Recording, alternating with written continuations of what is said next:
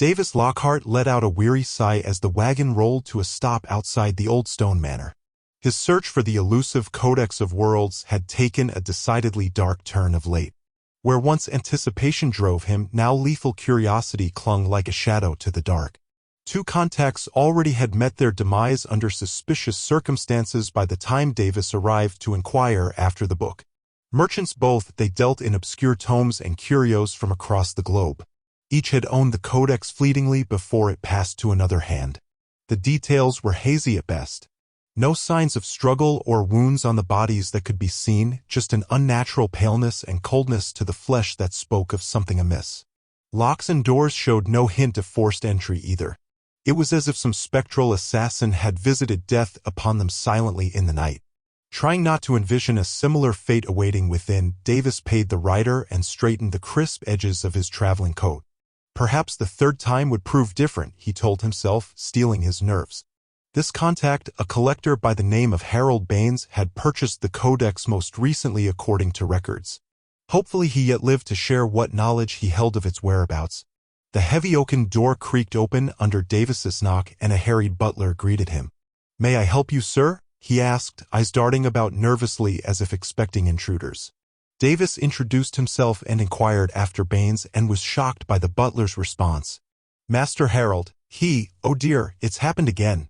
Clutching his wrinkled brow, the servant leaned heavily against the doorframe as if to collapse. Summoning what calm authority his profession lent, Davis took the old man gently by the shoulders. "Show me to him, please. I may be able to determine how this dreadful detail keeps occurring. At this point I can give a damn about that book, but there's no turning back now. I must know more." With a trembling hand, the butler gestured down the hall. Davis wasted no time striding towards the study, steeling himself for what grotesque scene awaited within. Pushing open the heavy door, he froze on the threshold in stunned appraisal of the room. Books lay strewn about as if tossed aside in a rage. A cold fireplace stood empty, not a wisp of smoke remaining. And slumped behind the great oak desk was Harold Baines, skin drained blank as fresh snowfall. He was in the middle of writing a letter by the looks of it. "Have you contacted the authorities yet?" he asked. "No one." The butler was gone. Davis forced himself to enter, carefully inspecting the surroundings for any clues the killer may have left behind. Nothing seemed out of place, save the mess, and yet Baines appeared to have fallen right where he sat, pen still gripped loosely in gray fingers. "I don't know what happened to you, buddy, but I can tell by the look on your face it wasn't pleasant," he said incredulously to the corpse in the chair. Kneeling beside the body, Davis performed a brief examination more out of hope than expectation of findings. "Hell, I'm no bloody doctor, I don't even know what I'm looking for." The flesh bore no marks or bruises, and the eyes, though frozen wide, showed no signs of struggle, only fear. It was as if life itself had simply drained away, leaving an empty shell behind. He didn't need a doctor to see that. This whole mess was more than peculiar, it was starting to get downright supernatural. Something that up until this very moment he thought was impossible. "No curse nor venom I know of could achieve this so stealthily," Davis muttered to himself at a loss. Pulling a small journal from his effects, he began noting observations methodically as was his habit. Perhaps in revisiting the details an insight would emerge. His scribblings were interrupted by a small gasp from the doorway. The butler stood trembling, a fresh pot of tea wavering dangerously. "Shall I fetch the constable?" he asked shakily. Davis nodded. "And pray send a message to my colleague Dr. Reese. His medical expertise may prove of use where mine fails." Closing his journal, Davis rose with a sigh. Every scrap of evidence indicated this bizarre killer had struck again, and with two more people dead there seemed little choice but to involve the proper authorities. But deep within, Davis felt stirrings of determination taking root as well. Whoever, or whatever, was responsible clearly sought this blasted codex with a murderous fervor to match even his own. And he'd be damned if he let some shadowy phantom defeat him now, not when the trail was so tantalizingly close to being unraveled. The book, the murderers, it was clear someone wanted this book, and it was clear Davis was a step ahead. So he hoped. 2. With the meager leads provided by Baines' records, Davis set about preparing for the journey ahead. A pack mule and hardy mountain steed were procured from the village stable Astor. His belongings he brought with a minute on his journey strapped to its back, along with supplies for travel through rough terrain. He needed no guide, for he had been throughout these parts for years. But the decade that passed since his last visit left him a little rusty to the terrain. Once outfitted, Davis swung into the saddle with a sigh. Kicking his heels to prompt the horses forward, he turned his steed toward the towering peaks in the distance and began the long ride. As they trotted along, Davis allowed his mind to wander over the events that had brought him here. 2 unusual deaths already, both connected to the elusive codex he sought.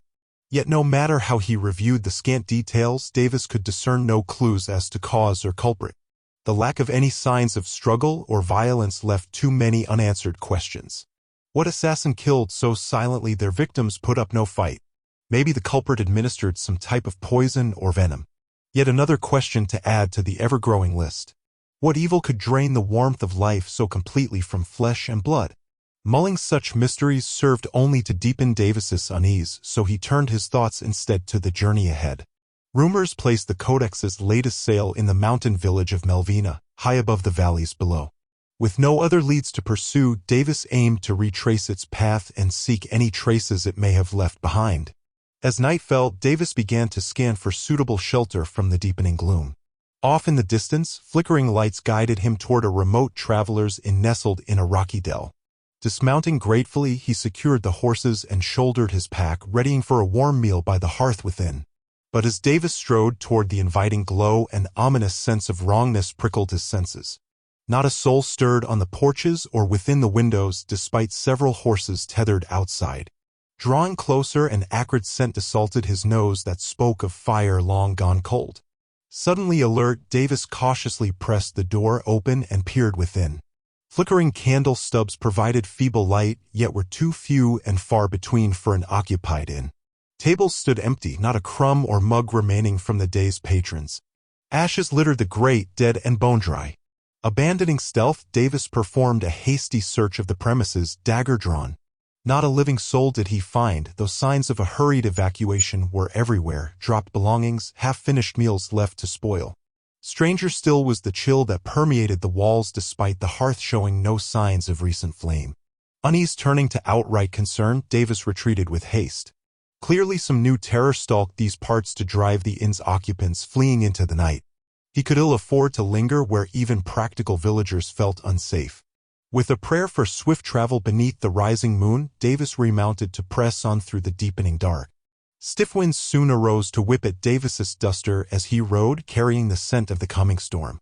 Lashing rain followed soon after, sheets of icy droplets that stung exposed flesh like frozen needles.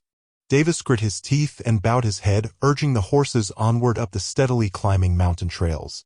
Gradually, the freezing deluge lessened around him as Davis gained elevation. Peeking through his sodden hood, a strange sight met his eyes. The driving rain had ceased several yards below, parted as if by an invisible barrier. Whatever drove the people from that inn, it seemed the higher slopes retained some protection yet. Davis crested a final ridge to behold a lone cabin silhouette against pearly drifts. Smoke curled faintly from its squat chimney, a lone beacon in the vast whiteness. His destination at last, if its present occupants proved more forthcoming than the last. Securing the horses in a sheltered dell, Davis shouldered his pack and lifted a lantern against the gloom. With wary tread, he began the descent toward what answers and dangers the little cabin might hold. Grateful to escape the biting winds, Davis pushed open the cabin door and was greeted by welcoming warmth. Only a few souls occupied the sparse common room, 2 locals tending the bar and a pair of soaked travelers huddled near the fireplace. The older barkeep looked up and gestured Davis in. "Come in from the cold, stranger. Name's Sally, this here's Teddy. Anything I can fetch ya?" Davis offered a tired smile. "A whiskey if you'd be so kind. And perhaps information. I seek word of a rare book said to have passed through these parts." Slipping onto a stool, he began unpacking supplies for payment. At the mention of the book, Teddy shot Sally a quiet look but said nothing. Instead, she poured a generous measure and slid it Davis's way. "On the house for travelers bearing news from afar. As for books, we get all sorts passing through in spring, but winter sees fewer folk about." Nodding thanks, Davis took a bracing sip and savored the heat blossoming within. His nerves unfurled slightly as fatigue began to overtake his being. Across the room, the travelers spoke in hushed tones, clearly refugees of the howling winds outside like himself.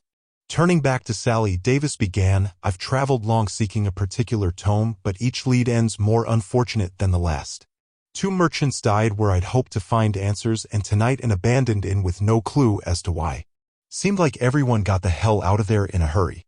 At this, even hardened Teddy looked concerned. Strange doings aplenty in these parts of late.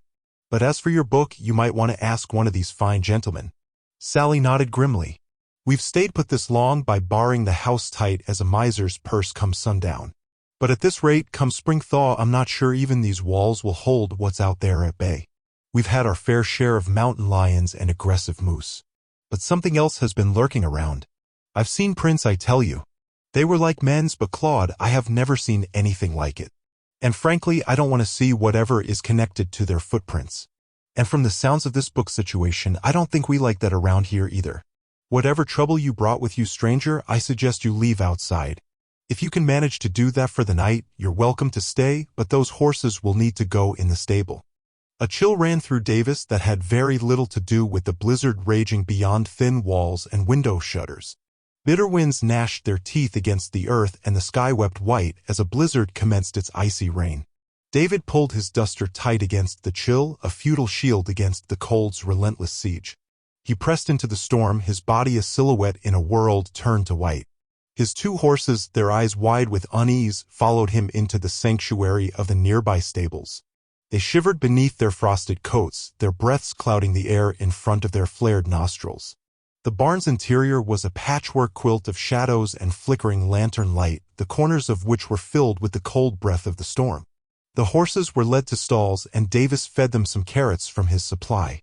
Their warm bodies and the smell of hay softened the edges of the blizzard's fury. Yet, as David was about to leave, a sound cut through the howling winds, a woman's scream borne on the wings of the storm, a banshee's cry echoing off the frozen mountains. The sound was a specter, freezing the blood in his veins. Out the barn door, he crept to the cliff's edge and watched the sleeping town beneath the mountain peak. The distant guard towers flickered like ghostly lighthouses in the storm, their light bleeding out into the white abyss. Suddenly, the scream resounded again, the sound warped and twisted by the blizzard coming from the direction of the town. However, as abruptly as it had started, it died down, swallowed by the storm, leaving only the echo of terror reverberating on the nearby mountains. Dizziness washed over him as he stood there, the thin air and the vertigo-inducing height playing tricks on his senses. His gaze swam over the distant lights, the blizzard swallowed buildings below, and the dark, silent mountains. For a brief, paranoid minute, he was stuck in a limbo of trepidation. With a final glance at the obscured town, he turned his back on the storm and made his way towards the mountain peak inn. The blizzard was a relentless beast, its claws of ice and teeth of wind tearing at him. By the time he reached the door, he was a frozen specter of his former self, barely able to close the door behind him against the storm's wrath. Remarkable how fast that storm came in. He thought to himself, still facing the doors. David turned around and stepped inside. He noticed a change in the room's atmosphere immediately. The hum of conversation had died down, replaced with an oppressive silence. The patrons sat in their corners, their eyes darting nervously around the room, their faces cast in ghastly shadows by the flickering firelight. The innkeeper offered David a drink. His demeanor had taken on a nervous twitch. David took the drink. The liquid burned a welcome respite from the cold deep in his chest. He closed his eyes as the warm sensation flooded into his stomach. He settled into a chair by the fire, its warmth seeping into his frozen bones. Yet, his mind was far from the comfort of the inn, lost in the echo of the distant scream. Of the 2 murders in the sudden strange that said the people around him. Yet the alcohol did the trick of adding the last straw in the camel's back for Davis for the night. The flickering firelight played upon the grain of the old wooden walls as Davis stirred from his unsettled sleep. The room seemed unchanged, yet a new unease now prickled at the edges of his awareness. The worn leather chair beneath him was warm and comfortable, the fire in front of him crackling, freshly fed. It took him a few moments to realize he had been asleep and a few more to wonder how long he had dozed off. As the fog of sleep dissipated, he became aware of the other presence in the room. Turning his head slowly, he found himself staring at a stranger seated in the chair next to him. The chair had been empty when he had drifted off, he was sure of it. The stranger wore a large hat, the brim lowered over his eyes, casting a shadow that made his features unreadable. The firelight flickered off the brim, adding to the ominous aura that surrounded him. Davis composed himself, clearing his throat slightly before he spoke. "Hello, you're quite one. I never heard you come in." "I'm sorry I'm being rude. My name is Davis Lockhart. I'm a book collector," he began, introducing himself. His voice sounded strange, too loud in the quiet room. The stranger remained silent, his focus still hidden beneath the wide brim of his hat. "It appears I've become entangled in a mystery I had hoped to resolve," Davis continued, feeling a knot of unease growing in his stomach. Feeling as if he overshared, but knew little else to say. Finally, the stranger moved. He lifted his head slightly, the firelight illuminating the lower half of his face. His lips twitched into a half-smile as he responded. "I know who you are, Davis. And I know what you're looking for." The howling winds lashed against the raggedy wooden building. Before he could respond, the stranger reached into his jacket. Davis tensed, his hand instinctively moving towards his own coat. But the man retrieved not a weapon but a book. A book with a weathered leather cover that Davis recognized instantly, the Codex of Worlds. The man placed the codex on the small coffee table between them. He didn't utter a word after that, but slowly stood, his gaze still hidden beneath the wide brim of his hat. He strode towards the door, his boots echoing on the wooden floor, the storm outside howling like a wild beast. He paused at the door, his hand resting on the handle. "Now that you have it," he said, his voice barely audible over the blizzard, "it's your responsibility to make sure that they don't ever get their hands on it." He turned slightly, his silhouette framed by the storm outside. "I've taken it as far as I can. I can't bear the weight of it anymore." Without another word, he stepped outside, disappearing into the swirling snowstorm. The door slammed shut behind him, leaving Davis and the others in the room in stunned silence. Davis could feel the eyes of everyone else in the room on him, the husband and wife who ran the inn, the few other patrons. They all wore the same expression of confusion, their gazes flicking between him and the codex on the table. Davis swallowed hard, his mouth suddenly dry. He looked down at the book, its worn leather cover seeming to pulse under the flickering firelight. His heart pounded in his chest as he reached out a trembling hand to touch it. The weight of the stranger's words hung in the air like ancient cobwebs. The book looked harmless, and Davis had read it so many times he need not open it to recite a passage. He could not understand the significance or importance that would require the lives that have been snuffed out in its pursuit. Davis sighed as he stared into the crackling fire, finding little solace in its warmth. The creaking wooden walls of the inn seemed to close in with each passing moment, and the heavy silence that had fallen over its patrons only served to fray his nerves further. He checked his pocket watch, following the second hand as it ticked by at an excruciatingly slow pace, willing the dawn to arrive and lift the strange atmosphere. It had been well over an hour since the howling winds of the blizzard outside had begun to die down, transforming into a gentle snowfall according to the innkeeper. But within these walls, an uncomfortable tension lingered like a dense fog. He called for one more whiskey, hoping the warmth of the alcohol might settle his fraying nerves, and tossed a tip of 20 cents onto the bar. Teddy nodded his thanks but said nothing, disappearing back behind the bar as quickly as he had come. Davis took a long swallow of the burning liquid, letting it trace a fiery path down his throat, but found no relief, only another layer of anxiety settling in his gut like a stone. He needed space, needed movement to outpace the restless thoughts nipping at his heels. Pulling his coat tighter against the lingering chill, Davis made his way through the empty common room and pushed open the heavy front doors of the inn. The dawn was just beginning to lighten the sky, casting the mountains surrounding the small building in shades of misty gray. Snow still patted the ground in a pristine blanket, muffling the crunch of his boots as he crossed to the stables. His mount and pack mule were alert but calm in their stalls, having weathered the storm in the shelter of the stables.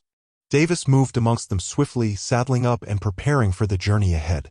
Though he had planned to push on at first light, the strange vibes within the inn had accelerated his plans to be on the move once more. With his equipment secured, he led the animals from the stables and into the crisp morning, breathing deep of the bracing mountain air. The skies were lightening further as Davis picked his way up the winding trails leading higher into the peaks. The way was treacherous after the blizzard, but his sure-footed mounts picked their path with care. Within a few hours, the gray clouds overhead had turned the palest shade of blue, and the sun was beginning to burn off the last vestiges of snowfall. Davis allowed himself a small sense of relief to be under open skies once more, away from crowding walls and suspicious stares. As he crested another ridge, he began to make out shapes in the distance through the thinning mists. Snow-topped spires rose high amongst the crags, surrounded by smaller outbuildings hugging the mountainside. A monastery, just as the innkeeper had described, lay a half-day's ride into the heights. Davis urged his tired animals onward, eager now for sanctuary within sacred walls after the ordeal of the past few days. The monastery buildings came into clear view as Davis picked his way down the treacherous slope, the stones warmed to a dusky rose gold in the sunlight. All seemed peaceful and industrious. Figures could be seen tending gardens, mending roofs, chopping wood in the surrounding yards. As Davis drew near the massive carved doors, they creaked open to reveal a short, robed figure emerging into the late morning. "Welcome, traveler. I bid you rest within our gates. It is cold. You and your animals have had quite the journey, I could imagine." The abbot's smile was kind, his eyes luminous and all-seeing beneath heavy brows. "You have traveled far, and there is peace to be found here. Come, I have tea prepared. Leave your animals at the gate. Brother Thomas will see to them." Brother Thomas was the only white monk in the monastery. No, this was the only difference he held amongst them. He supported the same shaved head and placid expression on his face. Davis dismounted gratefully, feeling the tension in his shoulders ease just perceptibly under that steady gaze. "I thank you for your hospitality. The roads have been long. I would have had it back down the mountain, but I had a hell of a night last night. Pardon me, excuse my language." Abbot nodded. "It is quite all right. I don't expect you to change your ways, just respect ours. Come, break your fast and refresh yourself. We have warm lodging and I see a soul in need of solace. There is much that can lift the spirit within these walls." He led Davis into the courtyard, gesturing for Brother Thomas to tend to the horses. As bowls of fragrant stew and hard bread were pressed into Davis's hands, the abbot guided him into quiet conversation, allowing Davis to unload his burden. By the time the noon bells rang out across the peaks, Davis felt himself relaxing into this place of refuge. The inexplicable nature of the last week soothed away under the abbey's benevolent roof. For now, he was content to rest within these walls and let tranquility reign. Davis relaxed back against the stone walls of the chamber, overcome by a sense of peaceful quiet within the monastery's sheltering walls. Such calm was a rare commodity these past weeks, and he was grateful to these brothers for offering refuge, however short-lived his stay might prove. Setting aside his troubled thoughts, Davis focused on taking slow, steadying breaths, releasing tension with each exhalation. Through the open window, no birdsong drifted on the breeze along with far-off sounds of the world. Instead, monks carry out their prayer and chores under the waning sunlight. Life continued in its customary rhythm within these walls, untouched by the uncertainties dogging Davis's heels. How he envied their tranquility in that moment. But rest would not come by envy alone, and his troubles wished to be unpacked. Reaching into his satchel, Davis withdrew the codex, its leather cover worn and cracked with age. Though he had long since memorized its passages, some part of Davis hoped opening its pages here might reveal new understanding. But as he traced a finger over familiar scribing, no insight was forthcoming. Only more questions surfaced to deepen his frown. This book had already caused too much loss. Why was some force so intent to possess it, and what power did its secrets hold? But this was a ridiculous question. Other than writing the book himself, it was no other that knew as much about it as he. Whatever knowledge they sought he had already obtained. Or so he thought. He couldn't wrap his mind around the reasoning.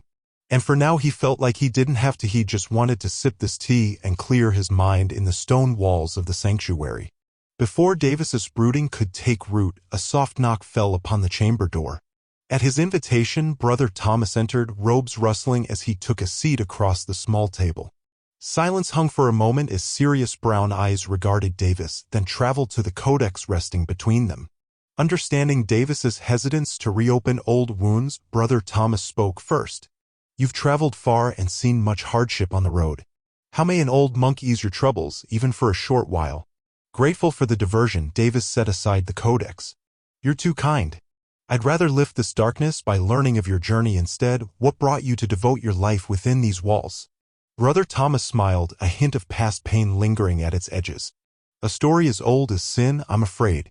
A life spent in taverns and trouble, escaping my shame in drink. One night, it finally caught up to me in a brawl that could have ended in death. Abbott found me beaten in the snow, took me in and nursed me back without judgment or price. His mercy showed me a better path, and I've found purpose here since then." Davis relaxed back against the stone walls of the chamber, overcome by a sense of peaceful quiet within the monastery's sheltering walls. Such calm was a rare commodity these past weeks, and he was grateful to these brothers for offering refuge, however short-lived his stay might prove. Setting aside his troubled thoughts, Davis focused on taking slow, steadying breaths, releasing tension with each exhalation. Through the open window, no birdsong drifted on the breeze along with far-off sounds of the world. Instead, monks carry out their prayer and chores under the waning sunlight. Life continued in its customary rhythm within these walls, untouched by the uncertainties dogging Davis's heels. How he envied their tranquility in that moment. But rest would not come by envy alone, and his troubles wished to be unpacked. Reaching into his satchel, Davis withdrew the codex, its leather cover worn and cracked with age. Though he had long since memorized its passages, some part of Davis hoped opening its pages here might reveal new understanding. But as he traced a finger over familiar scribing, no insight was forthcoming. Only more questions surfaced to deepen his frown. This book had already caused too much loss. Why was some force so intent to possess it, and what power did its secrets hold? But this was a ridiculous question. Other than writing the book himself, it was no other that knew as much about it as he. Whatever knowledge they sought he had already obtained. Or so he thought. He couldn't wrap his mind around the reasoning. And for now he felt like he didn't have to. He just wanted to sip this tea and clear his mind in the stone walls of the sanctuary. Before Davis's brooding could take root, a soft knock fell upon the chamber door. At his invitation, Brother Thomas entered, robes rustling as he took a seat across the small table. Silence hung for a moment as serious brown eyes regarded Davis, then traveled to the codex resting between them. Understanding Davis's hesitance to reopen old wounds, Brother Thomas spoke first. "You've traveled far and seen much hardship on the road. How may an old monk ease your troubles, even for a short while?" Grateful for the diversion, Davis set aside the codex. "You're too kind. I'd rather lift this darkness by learning of your journey instead. What brought you to devote your life within these walls?" Brother Thomas smiled, a hint of past pain lingering at its edges. "A story as old as sin, I'm afraid. A life spent in taverns and trouble, escaping my shame in drink. One night, it finally caught up to me in a brawl that could have ended in death. Abbot found me beaten in the snow, took me in and nursed me back without judgment or price. His mercy showed me a better path, and I've found purpose here since then." "No small thing to reform a life," Davis said gently. "I'm glad you found sanctuary." A comfortable silence fell before curiosity could no longer be contained. "Brother, might I pose a serious question?" At Thomas's nod, Davis leaned forward, lantern light illuminating grave features. "This book has already claimed 3 lives that I know of. I don't understand its power or why it inspires such madness in others. Have you any insight?" Thomas took the codex carefully, studying its worn cover without finding answer. "I see no evil enchantment, only time's effects. But locals speak of strange things in these parts, rumors that have reached even us upon the mountain. Might you share why it inspires such pursuit?" Davis sighed. "That is what I aim to discover, and fear I've only deepened the mysteries. But your abbey is a blessing, the first respite in too long a road." Brother Thomas rose, placing a gentle hand upon Davis's shoulder. "There may be others with more worldly knowledge of such mysteries. Wait here, I believe Abbot may know of one who can offer guidance. He's always guided me when I needed his counsel." And with that, Thomas took his leave, robes whisking out the chamber door. Davis sat back, stirring the fire to pop and flare as night drew in around the abbey spires. As Brother Thomas withdrew, soft footsteps approached the chamber once more. The abbot entered, robes whispering as he took a seat facing Davis, venerable features grave in the firelight. "You've endured much in seeking answers, my son. Pray tell me what dark mysteries plague your path. Brother Thomas is never wrong about these things, and he says you can really use my guidance in such matters." Davis recounted all that had passed, the string of collectors found drained beyond explanation, his search leading ever onward with death snapping at his heels. At the mention of victims left looking drained of life, the abbot visibly paled, a tremor entering his steadfast voice. "An evil I had hoped long banished from this realm, it seems, has returned to haunt your quest. Across many lands and cultures, tales endure of creatures that feed thus, draining the vital essence until only an empty shell remains." His hands tightened upon his robes as if to still their shaking. "Tell me, did you examine the victims for wounds at wrist or throat?" At Davis's affirmation, the abbot bowed his head with a sigh like the tolling of funeral bells. "Then I fear what pursues you, my friend, is a vampire. A parasitic demon that survives only through spilling the blessed lifeblood of mankind. Davis recoiled in horror and disbelief. Vampires, I had thought them myth. Abbott met his gaze steadily once more. As do many until dark truth catches up to even the wisest of men. For centuries their legend has haunted the fringes of folklore, but some say a few yet linger in this world of shadows, preying upon the unwary. They're nocturnal creatures and have really been seen in the daylight. Some say they fear religious artifacts and holy objects, but this is just hearsay. I've told you all I know, Davis, but the waters you are in darken around you. Travel your path cautiously. Davis was stunned at this whole thing, and with the absolute strangeness of it all, it wasn't out of the realm of possibility in his eyes. He decided to believe him. Was there any other option? You have stirred something sinister with your search, my friend.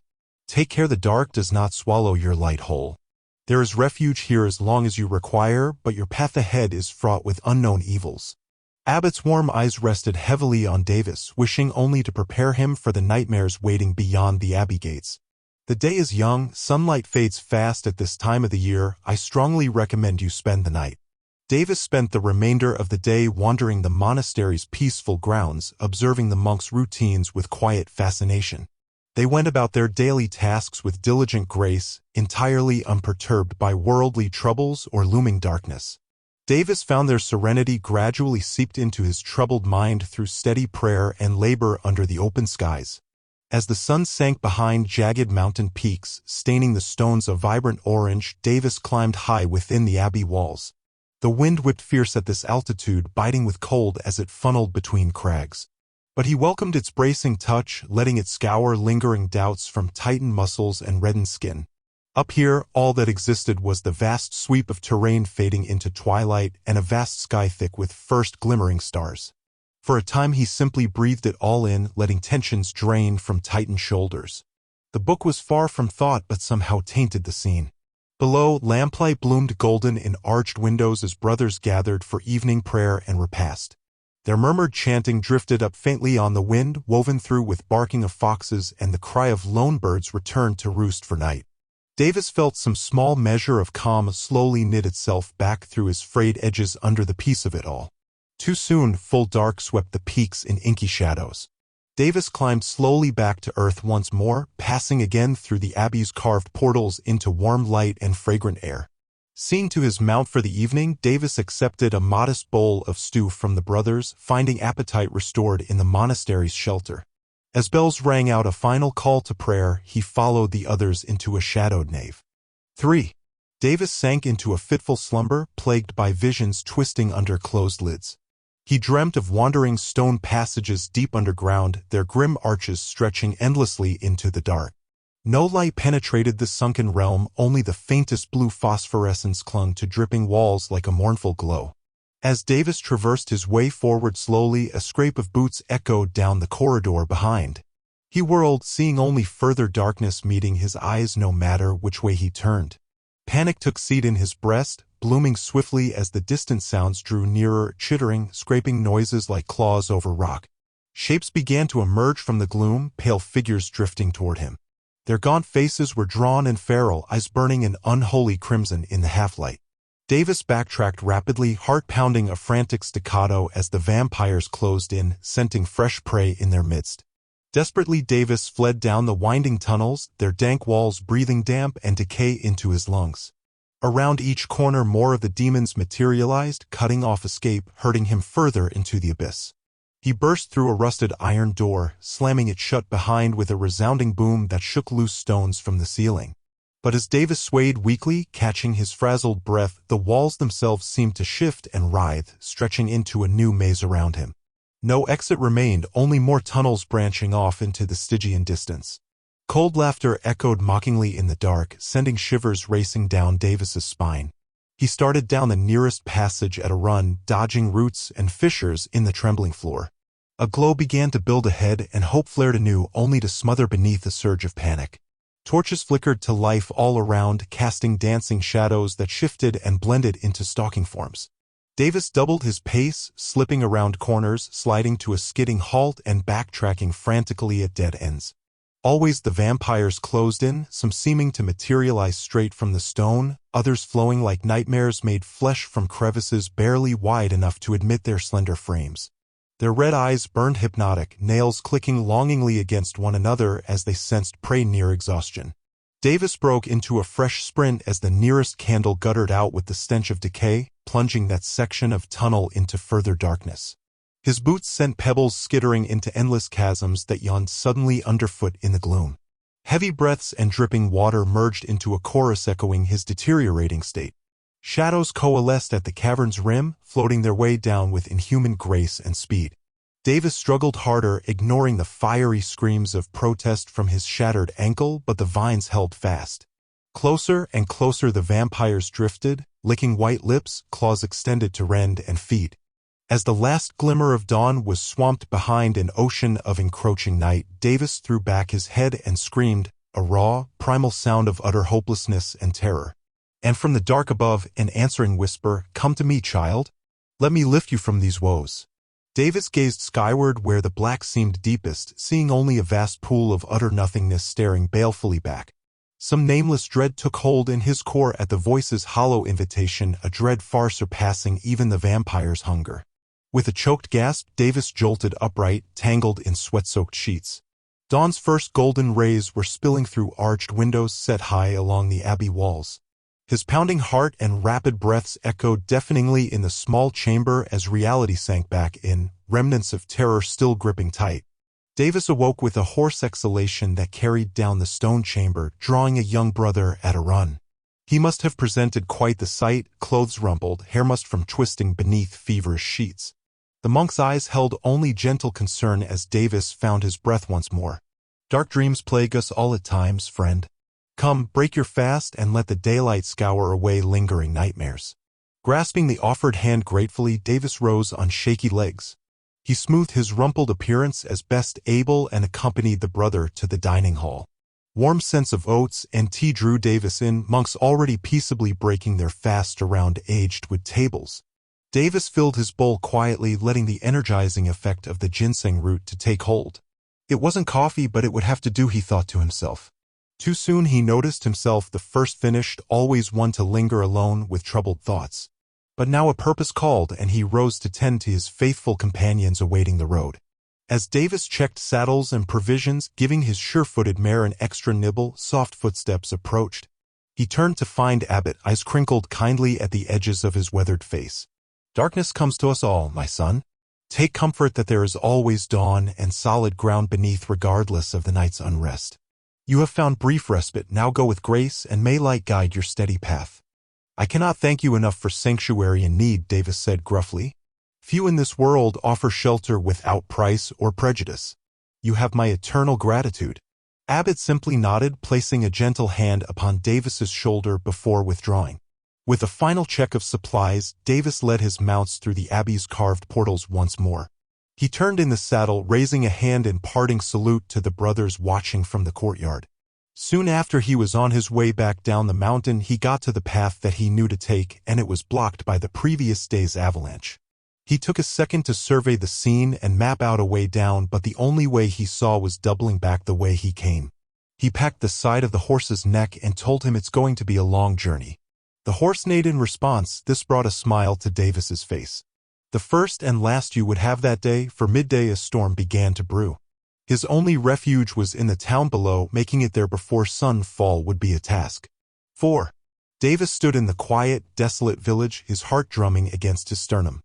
The eerie silence invaded his thoughts, and his senses were on high alert.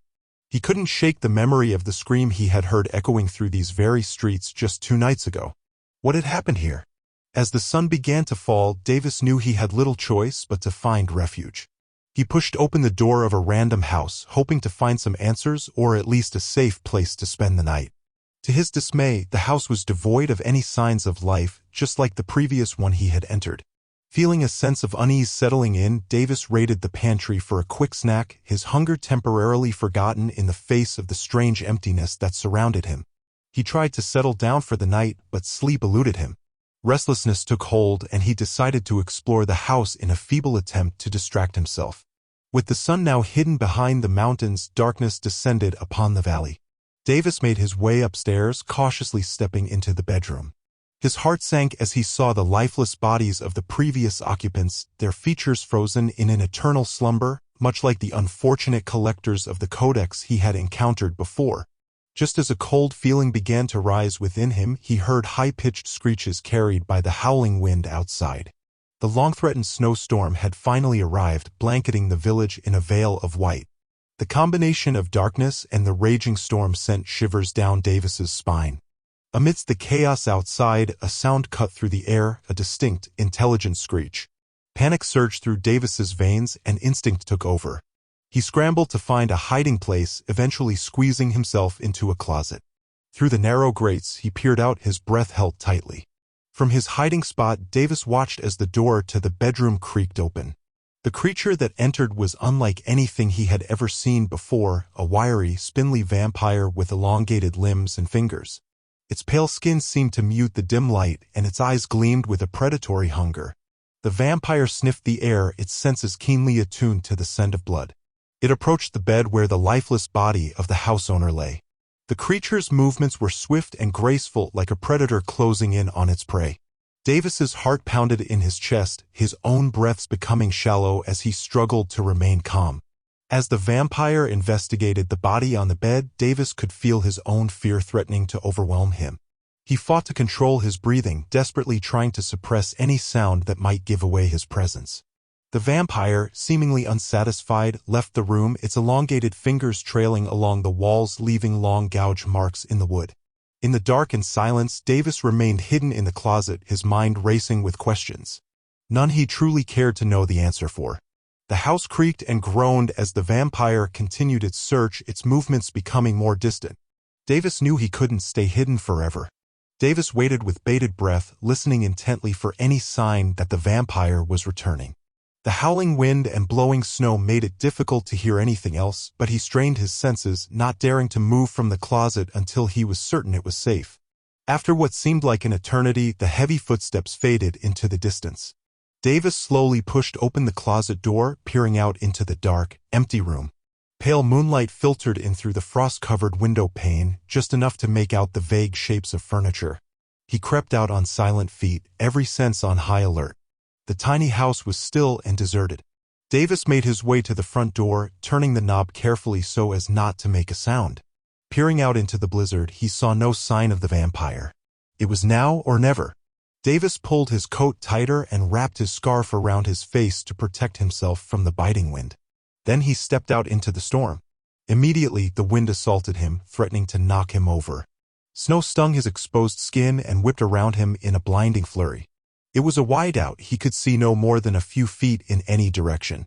Staying low to avoid being spotted, Davis began making his way through the abandoned town. Every home he passed showed signs of a struggle. Now that he took a closer look, broken doors, splatters of blood in the snow. He hurried along, not wanting to linger and draw attention to himself. The vampire had been thorough in its grim work. Not a single person remained in the small settlement. Davis couldn't help but feel a sense of sorrow for the innocent lives lost this night. But there was no time to mourn, he had to push on before the monster realized its prey had fled. Davis stumbled through the blizzard, using all his senses and knowledge of the area to navigate. The howling wind disoriented him, and more than once he lost his bearings only to double back after realizing he was going the wrong way. His limbs grew numb with cold despite his heavy clothes. Each step through the ankle-deep snow sapped his strength. After what seemed like hours of fighting the elements, Davis spotted a familiar landmark, the old mill. Relief surged through him, he was nearing the edge of town. Just a little farther and he would reach the safety of the open plains. Summoning his last reserves of energy, he pressed on. A noise suddenly cut through the noise of the storm, a low, menacing growl. Davis froze, blood running cold. He slowly turned to see a hulking silhouette emerging from between two buildings. Yellow eyes glowed with hunger in the darkness. At first, just its fingertips flooded flat against the wall, pulling itself from its hiding spot. The vampire had found him. The predatory glint in its eyes was that of primordial hunger, and Davis knew what that look meant. It stalked forward with unnatural grace, snow swirling around its pale pallor. Davis fumbled for the pistol at his belt, fingers numb and clumsy. By the time he drew the weapon, the monster was upon him. It lunged with lightning speed, knocking Davis to the ground. The pistol flew from his grip and disappeared into the blizzard. He threw his arms up just in time to stop razor-sharp fangs from closing around his throat. its teeth so deep into his duster and threatened pierce the flesh beneath. He used what he had available and rammed his elbow into the creature's maw. The vampire snarled, saliva dripping onto its chest. Its rancid breath was nauseating. With tremendous effort, Davis forced its jaws back once more when it countered, but it was impossibly strong. Cold claws dug into his arms, drawing blood. He was going to die here. The thought played over and over again in a cruel loop in his mind. As the vampire bore down, an idea struck Davis. With his last ounce of strength, he brought his knee up sharply between its legs. The monster howled in pain and rage, grip loosening on his duster just enough. Davis threw it off with all his might. Before it could recover, he scrambled through the snow, searching desperately. His fingers closed around the grip of his pistol. He was grateful to have it, but the weight of it was unfamiliar in his hands. He rolled over, leveling the weapon with unsteady hands. The vampire charged at him with a bestial scream. Davis squeezed the trigger.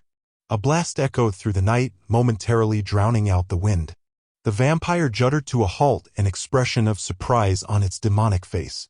Then it crumpled to the ground in a heap. In the relentless white out of the blizzard, Davis stood, a solitary figure staring at the grotesque form of the vampire. It lay in a contorted mass, its elongated limbs curled in a twisted mockery of human form. The vampire's dark blood seeped into the pristine snow, a morbid contrast against the unblemished white. Davis approached, the sinking sensation in his gut intensifying with each step. He stopped abruptly as a chilling laugh echoed through the snow-choked air.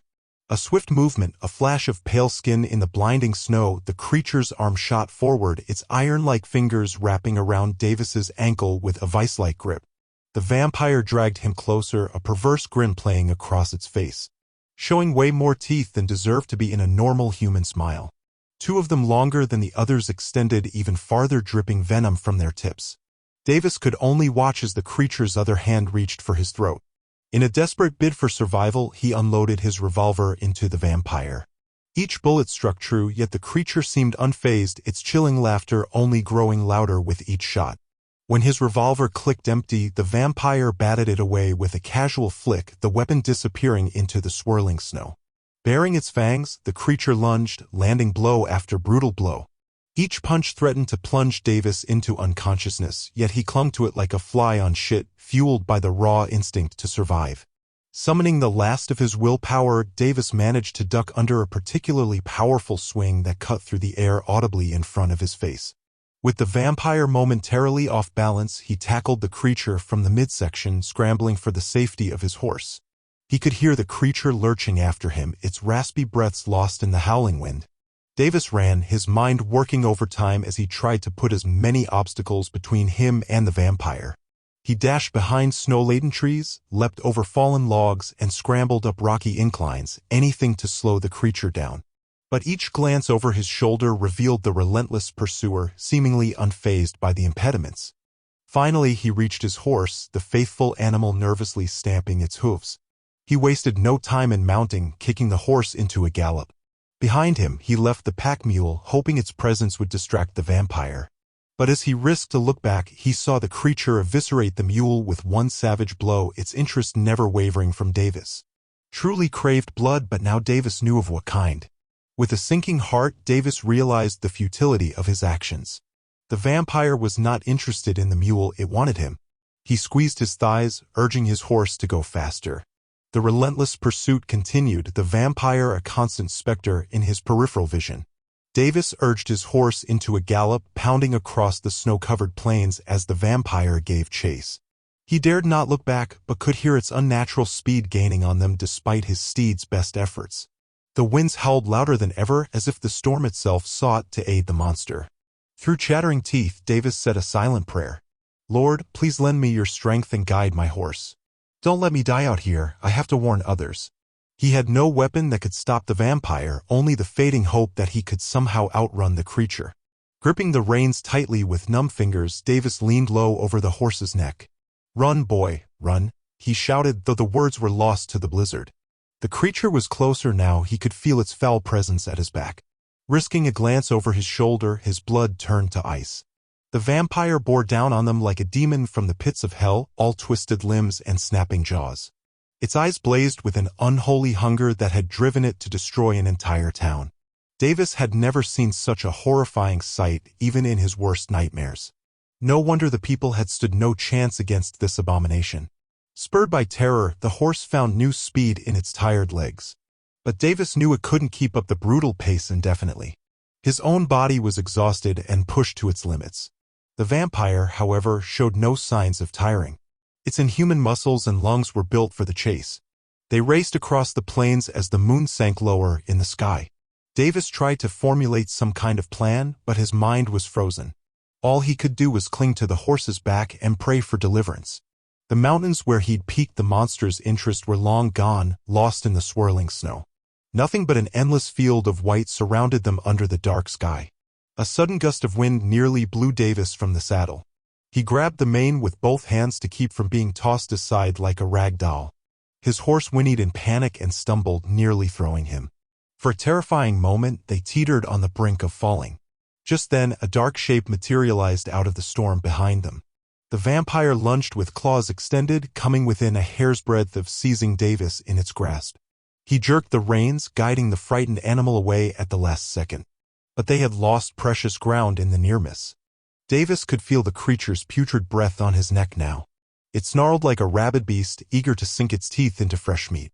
He chanced another look back and gasped. The vampire was almost upon them, arm outstretched to rend and tear. In desperation, Davis grabbed his hatchet from the saddlebag. As the monster swiped at him, he swung the hatchet with all his might. The steel bit deep into its wrist. It howled in rage, pulling back just long enough for horse and rider to surge ahead once more.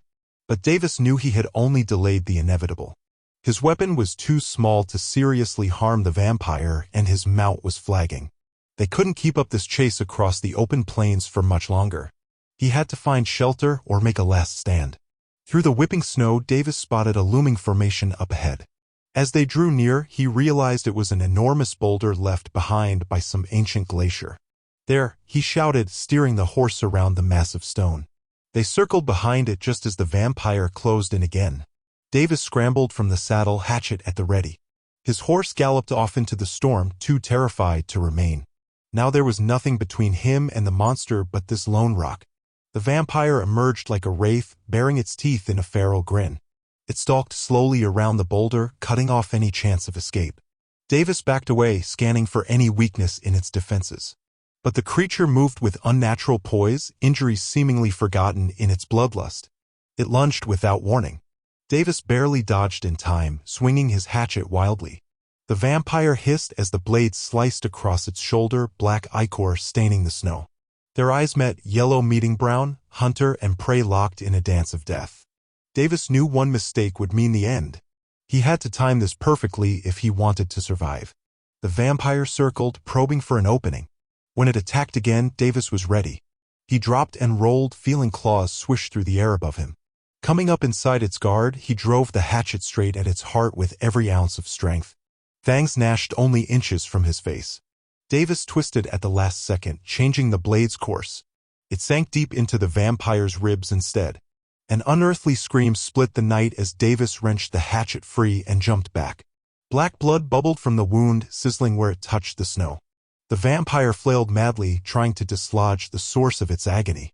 Through its pain, the creature's eyes still burned with malice. It would not surrender while breath remained in its corrupted body. With a guttural roar, it lunged once more at Davis, claws outstretched to end him. He rolled beneath the attack, just to fall short on a counter and be sent sprawling with a single blow. The vampire towered over him, silhouetted against the gray sky. Davis closed his eyes and whispered his final prayer, fully expecting the vampire's sharp claws to pierce his heart at any moment. But instead of pain, he felt only warmth on his face as the sun broke through the clouds in a brilliant shaft of light. Opening his eyes, Davis witnessed a miraculous sight. The vampire had been illuminated in the sunlight, its pale skin instantly bursting into flames. It let out an unearthly wail as fire consumed its corrupted flesh. Within seconds, all that remained was a smoldering pile of ashes blowing away on the wind.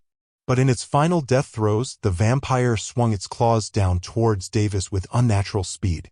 At the last instant, its talons sank deep into the leather cover of the strange book Davis carried beneath his duster. As the creature dissolved into nothingness, its claws ripped through the binding, and something metallic glinted within.